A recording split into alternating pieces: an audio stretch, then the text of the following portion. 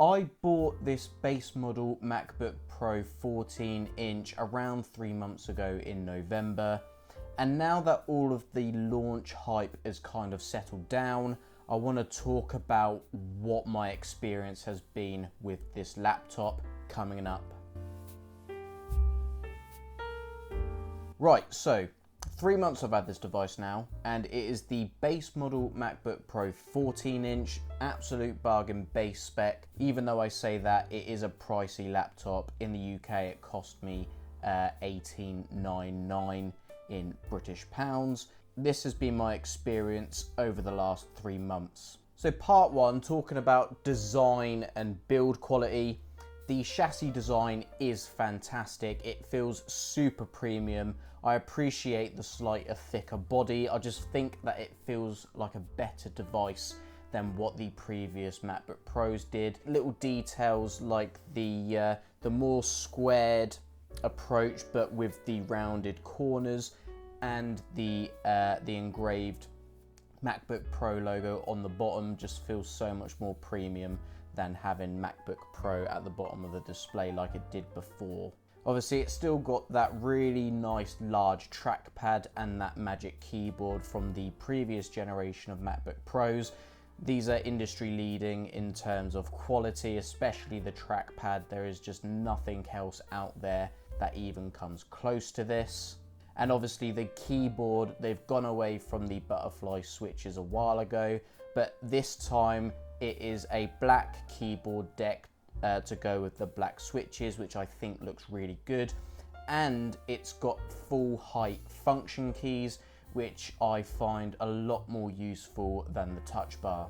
The main other thing about the design is obviously the display. It is a big part of the design, but I'm going to be talking about that in an entire different section because it's a lot more than just a display. Right, so moving on to ports then.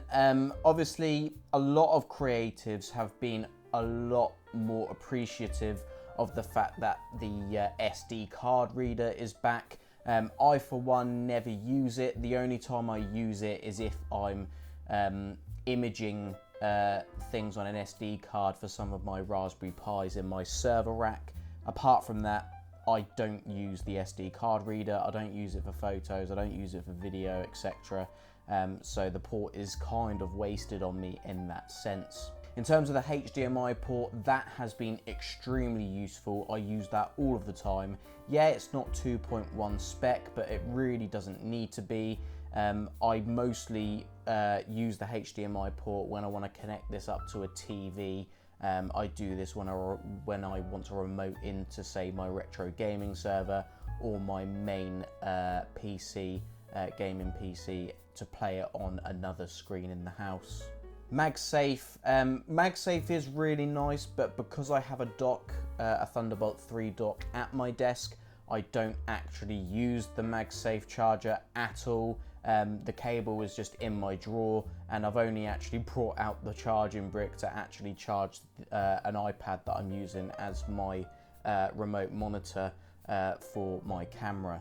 If there was one thing I wish this had in terms of port selection, it is a USB-A port. A USB-A port is obviously like a universal port. You can use it to kind of connect anything because there's USB-A adapters for everything like Ethernet, etc.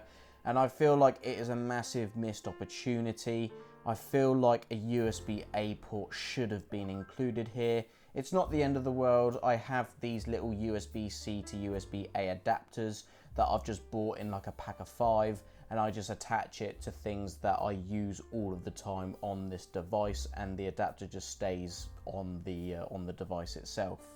Now, in terms of performance, I've separated this into 3 categories: raw horsepower performance, efficiency, and battery life. Efficiency and battery life kind of go hand in hand, but in terms of raw horsepower, this has tons of it. Even being the base model, I have thrown loads of 4K video editing at it, and it absolutely handles it without a hitch. That's using DaVinci Resolve, the free version, full 4K timeline, 4K 30 frames footage. I've thrown 4K 60 frames footage to slow it down. for some slow motion, and yeah, several layers of 4K footage with titles and some light animations, and yeah, it's worked really well. The timeline performance in particular, it's so buttery smooth going through the timeline, cutting through all the footage. It's really smooth, and that's what makes the massive difference. It's really smooth through that, and when you're rendering, you tend to get up. If you're an absolute professional, then yeah, go for like an M1 Max processor, or one of the higher core options, GPU core options of the M1 Pro. But yeah, the base model will do absolutely fine for a lot of 4K video editing. That's been my main use case for this laptop. What I've been more impressed with is just the absolute efficiency of this laptop. It sips power compared to, say, my main PC behind me, and as a result of that, this laptop has become my main daily computer to do all of my daily tasks, etc. I don't want to have this PC on with a 1080 Ti sucking all that power all of the time for long periods of the day. With the growing issue of the energy problem in the UK and around the world, it is a very welcomed thing to have this efficiency, to be able to just charge it and it will last me several days if I'm not editing, if I'm just doing lighter tasks, and yeah, it really does help. And obviously, talking about it lasting several days doing lighter tasks, that brings me into the battery life aspect. The battery life is amazing on this. Like I said, on days where I'm not editing in Resolve, it will last me several days. So moving into the display then, obviously it's a 14-inch mini LED display. It looks amazing. I'm just as hyped about this display now as to when I first got the machine. It is the best laptop display I've ever used. The notch is a non-issue. It really hasn't bothered me a single time. It's up tucked away in the menu bar anyway, you don't notice it. It's really not a big deal whatsoever. ProMotion is nice to have. For one, I'm just used to having high variable refresh rate on things like my phones and my monitors, so it's something that I expect and it's a nice to have. Not all applications have been optimized to use ProMotion, but again, ProMotion is another good thing as to how good the battery life is on this, because if you're watching content, etc., the refresh rate will just dial it back to whatever that refresh rate is.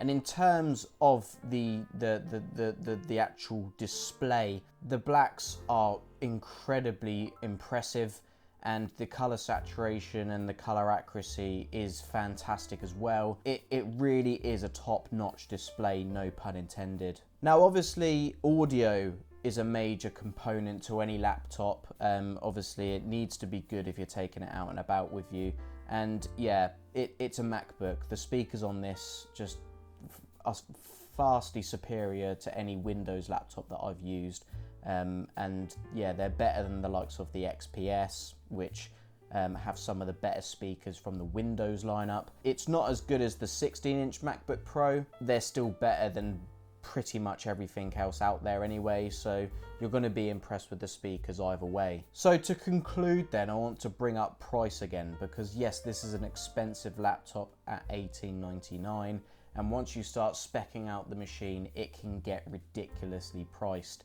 For things like my video editing, I've picked up a Samsung T7. This allows me to put all of my footage on this one SSD, and this gets me reads and writes of over a gig per second. This can be used when editing in, say, Resolve, and I can edit the footage directly off of the SSD without any performance hiccups, etc., which leaves me that valuable space on the 512 gigabyte SSD that comes with the MacBook Pro.